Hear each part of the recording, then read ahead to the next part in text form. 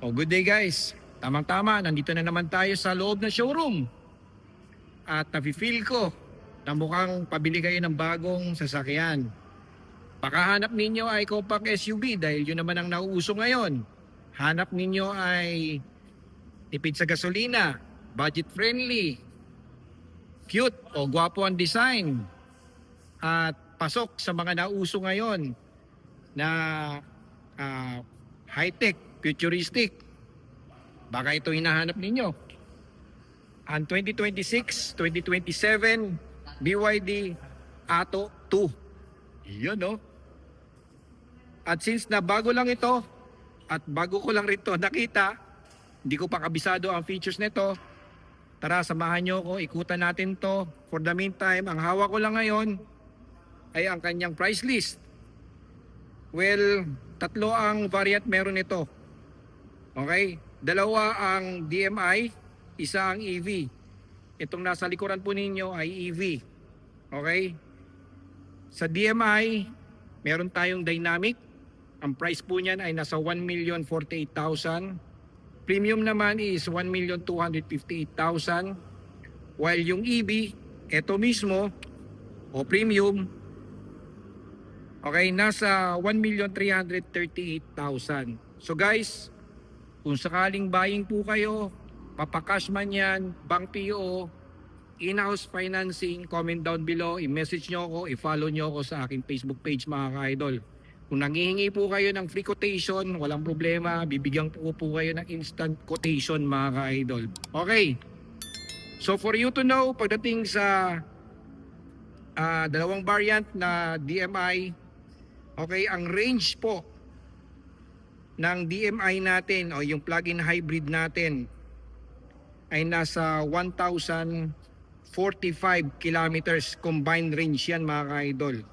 Battery capacity naman natin is 7.9 kWh blade battery yan mga ka-idol. And 2 hours charging natin sa AC from 15% to 100%. Okay? While dito naman sa EV, ang range nito ay nasa 380 kilometers NEDC. Okay, battery capacity naman natin is 45.1 kWh blade battery. Sa AC naman is 7.4 hours 0 to 100%. DC naman is ano ba to? 4 hours from 10 to 80%. Ayan mga ka-idol.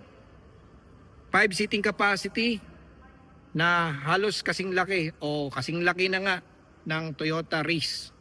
Ayan, tingnan yung maigi mga ka-idol. Baka ito na yung SUV na hinahanap po ninyo. Comment down below mga ka-idol. Ayan, napakagwapo. Minimalist pero high-tech. Aerodynamic, napakaganda ng kanyang headlamps. Bright, LED DRL, LED headlamps, piano black finish, at BYD yung gitna natin. Okay. Sa ating bumper naman, makikita po ninyo na meron siya ditong camera, naka 360 camera. And then a sensor, functional air vents doon sa side, kabilang side, and dito sa lower chin niya mga ka-idol. Napakatahimik ng EV na ito mga ka-idol. At napakalamig din. Side profile natin, makikita po ninyo na very fluid yung design. Especially dito sa kanyang arches. All the way dito sa body. Maging dito sa kanyang door handle. Aerodynamic, wala po kayo makikita dito ang nakaumbok. Okay? Hanggang dito sa kanyang rear. Maging sa kanyang design, sa tail lamps, very fluid. Naka-shark fin antenna. Wapo ang design ng kanyang rear spoiler. High mount, a stop lamp, LED po yan with rear wiper, another camera. At meron siyang slightly rear diffuser sa bandang likuran mga ka-idol para naman magmukha siyang sporty. Kumbaga, yung SUV na ito ay unisex. What? Bro, what are you talking about, man? Depende sa kulay na pipiliin po ninyo. Kagaya nito, pwede sa lalaki, babae, o binabaing lalaki.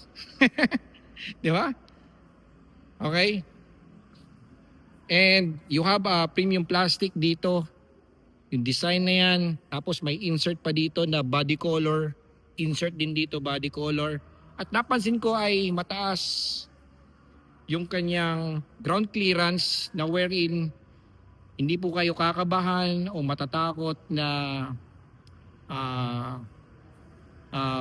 dumaan sa mga malulubak na daanan, malalalim na potholes, matataas na humps, or even na mangahas po kayong tumawid ng baha, ano? Let's say mga around 300 millimeter na tubig baha, ano? Gusto mong mag-waterway dito. Well, actually, kaya naman, pero hindi natin advisable yan mga ka-idol. Malaki yung kanyang side mirror, NFC, integrated side turn signals, another camera for 360, and ito naman ay plastic. Okay, kulang na lang dito is roof rail mga ka-idol para magmukha pang sporty ito. But the rest, wala na akong complaint, wala na akong masasabi, napakagwapo. Maging sa kanyang gulong, ginamitan po yan ng Westlake rubber tires. At ang sukat nito mga idol ay 215 by 65 R16. So 16-inch alloy wheels. Ventilated disc yung front. And solid disc naman yung bandang likuran. Ayan. Okay, moving forward naman dito sa kanyang interior. Okay. Door panel natin ay medyo may konting tricky design ito mga ka-idol. Sasabihin ko dito mamaya-maya konti ha. Okay, so dalawang accent ito. Okay, kulay natin is parang hindi naman siya mukhang black na black. Parang may pagka dark gray. Okay, premium plastic and leather. And all power tayo. Ito yung sinasabi ko sa inyo medyo akala ko may butas idol eh. Diba? Kaya mapapagkamalan mo talaga yan kung ikaw ay baguhan lang sa coaching ito. And dashboard natin, napakalinis. Ganito ang klaseng gusto kong dashboard.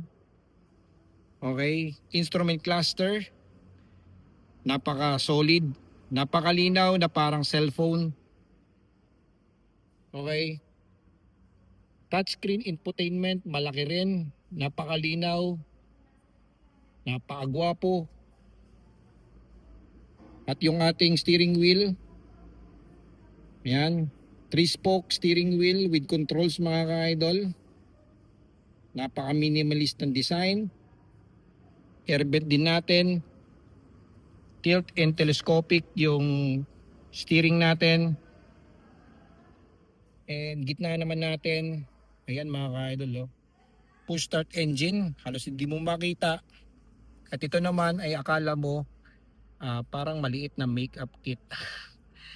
Tama po ba? Okay. And cup holder. And may storage ka pa dito idol.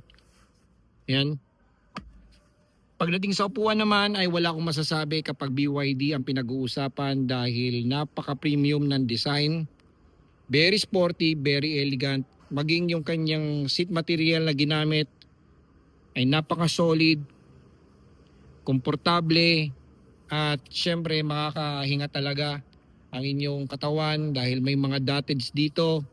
Kahit umutot po kayo, papasok yan dito. Siguro naman di kakahapit yun mga ka-idol. Power yung ating driver seat adjustment. And pagdating naman sa kanyang ceiling, malinis. Of course, equipped with airbags, side airbags mga ka-idol, individual door handles, except dito sa driver side. Meron tayong ilaw na may LED. Wala nga lang tayong sunshade na storage, ano? Okay. Moving forward, ito naman tayo sa kanyang second row seat. Ito, functional na mga ka-idol ha. And yung back pockets naman natin is tatlo, no? For your cellphone or tablet. At pwede kang mag-charge doon para sa inyong Apple. Suksok mo yung cellphone mo doon, charger mo. At ang maganda dito ay napaka-spacious ng kanyang legroom. Upuan niya, goods na goods, wala nga lang siyang center armrest. May butas dito para mas sporty po siya, just in case na ang inyong asawa ay naging kamote na, pwede mo nang tuktukan dito, pwede mong tokbahan dito, madaling makapasok ang kamay mo kahit saan. Pag naging kamote ang jowa mo, tokbahan mo ng konti. Joke lang. Ayun. Okay. Okay. Dito naman tayo sa rear. Trunk space, napaka-spacious. So pwede kang umupo dito. Wala siyang spare tire mga ka-idol. Meron ka dito spray para sa lamok. Joke lang mga ka-idol. Nakalagay tire sealer inflator. Tapos meron ka pang EWD. Meron ka pang life vest. Joke lang mga ka-idol. Okay, tapos manual yung ating lift gate. Ayun. Apakagwapo. Sang ka pa, idol. Baka ito na ang iuwi mo, idol. Ano sa tingin mo? Okay. So guys, just in case you are planning to buy a brand new car and you are eyeing or leaning for BYD, gusto mo ng budget-friendly na compact SUV, tipid sa gasolina o walang gasolina, try this one mga ka-idol. Bumisita kayo sa pinakamalapit na BYD dealers mga ka-idol. Kung may test drive, mag-test drive na rin kayo mga ka-idol. Pero kung magpapakompute po kayo at gusto ninyong ilabas ang inyong BYD, eto kausapin nyo. Okay, thank you.